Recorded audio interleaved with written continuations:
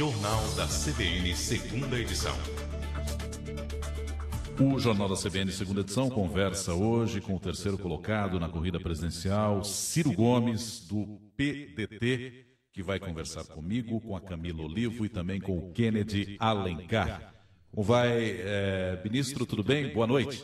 Boa noite, Roberto. Um abraço a você e a toda a gente brasileira que está nos ouvindo na CBN. Um abraço para o Kennedy e para a Camila. Nós temos o governo de Jair Bolsonaro. Bolsonaro ganhou a eleição no seu segundo turno. O senhor chegou a dizer que um país que elege o Bolsonaro, o senhor não compreende tanto mais, mas de qualquer modo ele está eleito. E agora, senhor Ciro Gomes, para onde vai a oposição a esse governo Jair Bolsonaro? Como é que vai trabalhar em torno de um candidato que já está eleito e de um governo que já começa o seu processo de transição? Enfim, qual é a impressão que o senhor tem desses primeiros movimentos de Jair Bolsonaro e expectativa para o governo dele? Veja, o Jair Bolsonaro foi eleito presidente da República e merece ser cumprimentado por isso, não é? Desejar a ele boa sorte é um imperativo das boas práticas democráticas, embora todas as evidências derivadas da minha experiência e já dos primeiros gestos nos façam descrer. Mas, mal comparando, ele é o piloto do avião e nós todos estamos nesse avião, que é o Brasil. Portanto, desejar que ele acerte, que ele tenha, enfim, todo o êxito possível é uma obrigação de um democrata que tem uma história de vida como eu. Agora, a nós outros, a quem a população deu a tarefa também muito grave e importante de mover a oposição, nós precisamos fazer uma reflexão sobre o que aconteceu no Brasil. E aí isso vai balizar o rumo futuro. Na minha opinião, o que aconteceu com o Brasil foi a consequência óbvia, que eu tentei avisar 1 milhão de vezes, da absoluta irresponsabilidade com que a cúpula do PT, do Partido dos Trabalhadores, conduziu esse processo. Na verdade, chamou o país para dançar na beira do abismo, foi uma expressão que eu usei, usou da fraude, abusou da fraude em todos os caminhos e acabou produzindo esse terrível risco que o Brasil hoje está vivenciando. E isso orienta qual é a oposição que eu quero participar. Só o PT é responsável por isso? Sem nenhuma dúvida, a força vitoriosa mais importante no Brasil é o antipetismo. Isso não sou eu que estou dizendo. Todas as evidências estão dadas, todas as pesquisas mostravam isso, só quem não quis ver foi a cúpula do PT. Evidentemente que você pode responsabilizar a Marina, que tirou 1%, eu que tirei 12,54%. Mas quem realmente encaminhou essa fraude que deu no Bolsonaro foi o PT. Ou não é verdade que o Lula, contra todas as evidências da lei e de toda a consciência política do país, da consciência jurídica, enganou a sociedade brasileira dizendo que seria candidato até a última hora? Ou não é verdade que o Lula impôs o Haddad, que era um candidato que tinha acabado de perder as eleições em São Paulo, em todas as urnas? O Haddad tirou menos de 16%, quer dizer, um pouco mais de 16% dos votos em São Paulo. Será que isto o credenciava? Isto não é, de novo, o mesmo esforço que o Lula fez de impor a Dilma, uma pessoa que, sendo limpa, é um desastre na política, ou nós vamos esquecer que a causa dessa grande tragédia do Brasil é o desgoverno da Dilma? Quem impôs ao Brasil o vice-presidente Michel Temer foi o Lula também. É a mesma coisa. E nós, por solidariedade, por uma longa história de caminhada em conjunto, vamos relativizando. Agora, pensando no futuro do país, é preciso que a gente rasgue esse véu. Ministro, não é mais possível contemporizar com as irresponsabilidades do PT. Claro, o Kennedy tem uma pergunta em Brasília. Depois não, Kennedy. Ô, ministro, boa noite para o senhor. Boa noite. Ministro, o senhor sempre disse que o Lula foi condenado injustamente e essa condenação era o que impediu o Lula de ser candidato. Aí o Lula recorreu à justiça para tentar ser candidato. E, nesse meio tempo, o senhor diz que foi ofertada ao senhor a possibilidade de ser vice do Lula. Quando o TSE impediu a candidatura do Lula, o senhor não teria sido naturalmente o candidato a presidente, então, de uma aliança PDT-PT e não poderia ser presidente eleito? Não faltou mais um... Mentira final que o Lula queria pregar ao país. Mas o senhor viraria a cabeça de chapa? Eu quero entender, ministro. Todo mundo jurídico sabíamos que o Lula não seria candidato. Ele manteve a candidatura num processo de fraude. Todo mundo sabia que a lei da ficha limpa não admite dubiedade. Ela é muito clara ao afirmar que se transforma em inelegível o cidadão que for condenado em segunda instância. Que é exatamente, com muita clareza, a situação do Lula. Pode-se fazer juízo de valor sobre a sentença? Pode-se fazer juízo de valor sobre a sentença. Mas na medida em que o Lula recorre aos tribunais, o que ele está fazendo é reconhecer o rito da lei. E se o rito da lei é esse, o rito da lei dizia que ele não é candidato. Todo mundo sabe disso. Nós todos é que temos uma certa consideração, quisemos contemporizar, sentimos dor pelo que aconteceu, e eu não estou falando isso para olhar para trás. Estou falando isso para olhar para frente. O Brasil está nessa situação porque o Lula impôs uma pessoa sem preparo, sem treinamento, como a Dilma, que precipitou o país na maior crise econômica do país, que se vulnerou, tendo no primeiro ano de mandato incapacidade política para juntar 1/3 dos deputados. É o Lula que escolhe unilateralmente o Michel Temer, nós tudo engolindo, e isso acabou corrompendo o Lula, Kennedy. Mas eu só quero entender o convite para o senhor, ministro. Se o convite, quando ele convidou o senhor para ser vice ele me convidou para dele, fazer essa fraude junto com ele. eu sei, mas estava subentendido que se ele não fosse candidato, o senhor assumiria a cabeça de chapa ou a cabeça de chapa seria do PT e o senhor seria vice? É evidente que ele estava querendo me enganar pela 9ª vez, imaginando que as outras 8 vezes que ele me enganou foi porque eu me deixei enganar. Apenas eu penso no país e engoli. O senhor não acredita que viraria cabeça de chapa? Porque eles entregaram o Brasil ao Bolsonaro. Tá, mas o senhor não acreditou que pudesse virar cabeça de chapa, é isso? Eu sempre soube que aquilo que o Lula estava encaminhando era uma fraude. E alguém aceitar participar dessa fraude, sairia um presidente absolutamente miúdo, que foi o que eu disse. O Haddad aceitou essa farsa, olha no que deu. É por isso que o senhor não declarou voto em Haddad? É porque eu não quero mais fazer campanha para o PT em nenhuma circunstância, só a força agora. Agora, candidato aqui é Camila, boa noite, candidato, ex-candidato, né, ministro. Muitas das críticas que o senhor tem recebido nos últimos dias, ou que recebeu ao longo dessa campanha do segundo turno, uma delas pelo senhor ter se ausentado do país nesse momento, e de que o senhor, a democracia, uma das críticas é de que a democracia estaria sob risco com uma candidatura colocada como autoritária. E o senhor citou várias vezes aí que o futuro do Brasil é a sua maior preocupação. Esse antipetismo também de sua parte não poderia ter sido deixado de lado em prol da defesa de uma democracia? Só que é fraude de novo. A democracia brasileira pode estar em risco para o futuro. Mas quem entra num processo eleitoral não pode achar que democracia é só se você ganhar. Essa, aliás, era a opinião do Bolsonaro denunciando previamente as urnas se ele não ganhasse. E está sendo duro no Brasil a gente achar uma posição de equilíbrio. A cúpula do PT, os fanáticos do PT, viraram rigorosamente a mesma coisa desses bolsominions enlouquecidos, que engolem tudo que o Bolsonaro diz e relativizam tudo, etc. Mas repare uma coisa, eles me forçaram, lá na pré-campanha, a assinar um manifesto dizendo que a eleição sem Lula era fraude. E aí esquecem tudo isso. Toda essa gente, esses bajuladores do Lula, todos foram constrangidos a assinar um manifesto, como se o Brasil agora fosse um puxadinho do PT. E isso é o que... E veja quem está falando isso, o Kennedy Alencar está aí do seu lado, está em Brasília, ele conhece de perto a minha conduta. Faz mais de 20 anos que eu ajudo o Lula. Mais de 20 anos.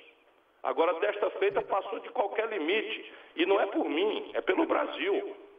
Ô, ministro, olhando para o Brasil, o Bolsonaro já tomou algumas decisões. Criar o Superministério da Economia, fundido Fazenda, que foi uma pasta que o senhor ocupou, Planejamento, Indústria, Comércio Exterior e Serviços. Vai dar o Paulo Guedes.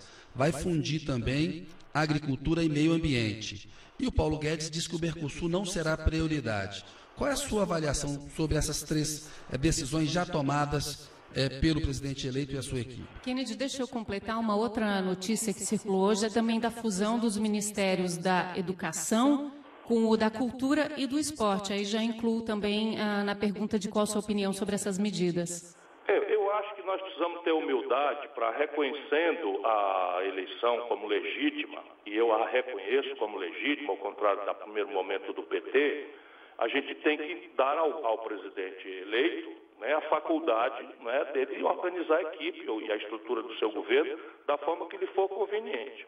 Entretanto, se você me pede uma opinião não do candidato, que quer tomar essa posição de distanciamento, desejar boa sorte e respeitar os movimentos dele até a hora que daqui uns 100 dias, que são normalmente nas tradições por aí afora, um tempo que se dá para a gente então examinar o resultado. Agora, se você me pede uma opinião de uma pessoa muito experiente, isto não pode dar certo. Por quê? Porque as contradições nessas fusões são absolutamente orgânicas. Por exemplo, indústria e comércio quer diminuir tributo, quer melhorar a competitividade sistêmica, quer melhorar a condição da indústria fortalecer. E fazenda, premida especialmente a fazenda brasileira, pela mais grave crise fiscal da nossa história, quer cobrar imposto, ponto. E quando eu fui ministro da Integração Nacional, aquilo ali já é responsável da defesa civil, a questão da infraestrutura hídrica, perímetros de irrigação, passando por desenvolvimento regional, por obras e operações como a produção de São Francisco. Me disseram que o presidente Bolsonaro, eleito, está pretendendo juntar mais turismo e cidades. Só quem, de fato, nunca administrou um pequeno estabelecimento pode acreditar que uma coisa dessa vai dar certo. Agora, fala-se muito também, ministro, a respeito da indicação de Sérgio Moro para um superministério da Justiça. Como é que o senhor avalia o nome do juiz Sérgio Moro para um cargo como esse? Eu acho que o Sérgio Moro devia aceitar logo, porque o Sérgio Moro não é um juiz, o Sérgio Moro é um político que tem sistematicamente fraudado a sua toga com intrusões na política brasileira. De maneira que ele devia assumir essa vocação e assumir logo esse ministério. E vamos para a gente mostrar, para que ele mostre ao Brasil como é que ele pode, de fato, ajudar sem o arbítrio do judiciário. Kennedy? Ô, ministro, o senhor já falou que o antipetismo foi uma das causas principais aí da eleição do Bolsonaro, né? E essa pauta da corrupção, ela teve em discussão nos últimos anos no Brasil. Lá na Itália, nos anos 90, a gente teve a Operação Mãos Limpas, que abalou muito o prestígio da classe política tradicional e resultou na vitória do Silvio Berlusconi.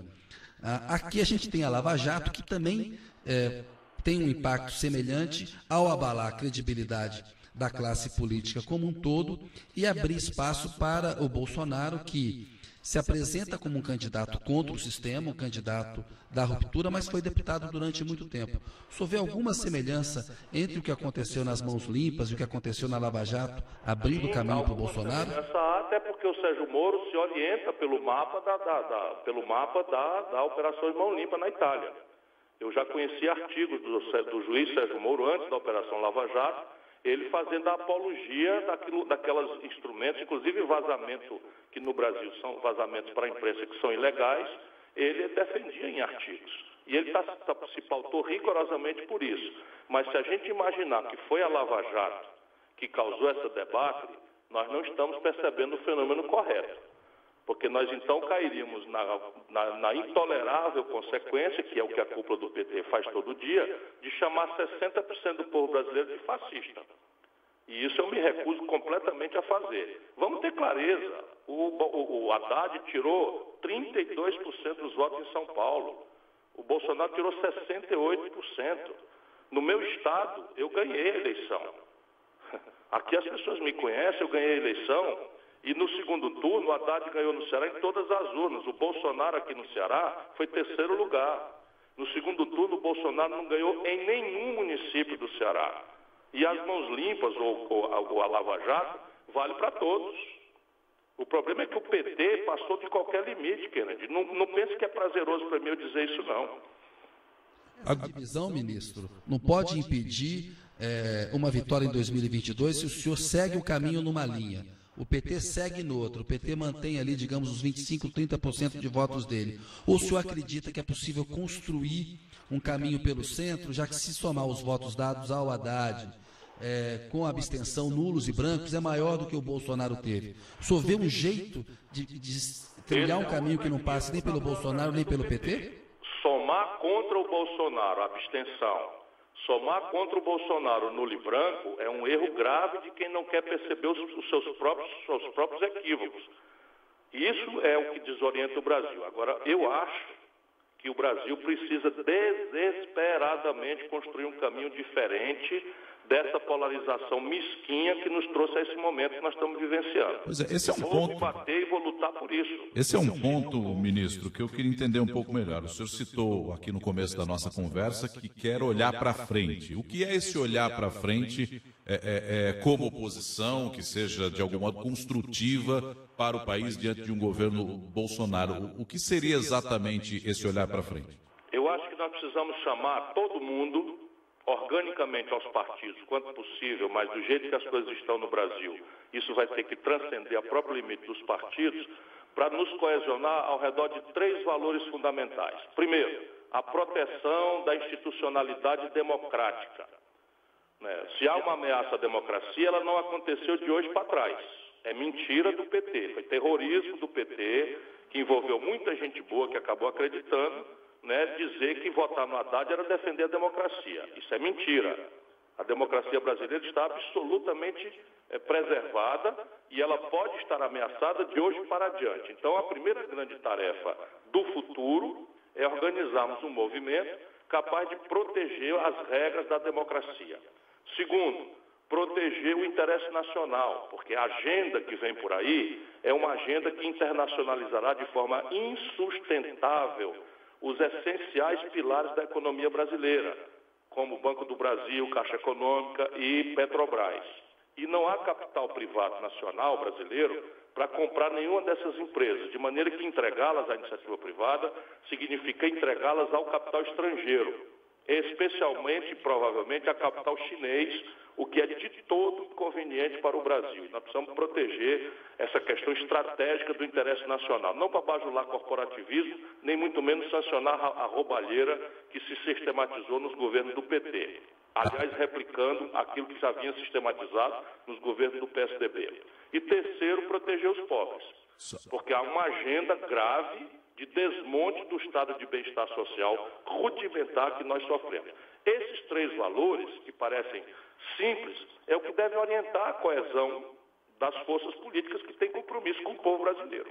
Só para a gente fechar aqui, ministro Ciro Gomes, a gente tem mais 1 minuto de entrevista. O senhor está otimista em relação à próxima legislatura, ao próximo governo? Qual é a sua expectativa? Não é muito provável, não. Eu lhe digo por quê. Nunca vi a fragmentação que estou vendo na Câmara Federal.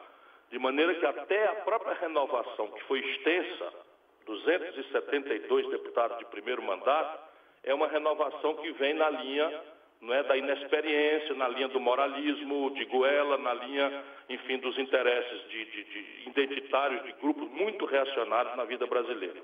E 30 partidos representados ali.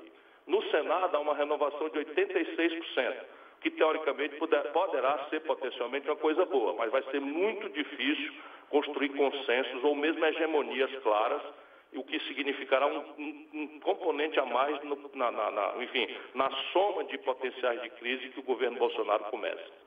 Ministro Ciro Gomes, muito obrigado, por atender a CBN e uma boa noite ao senhor.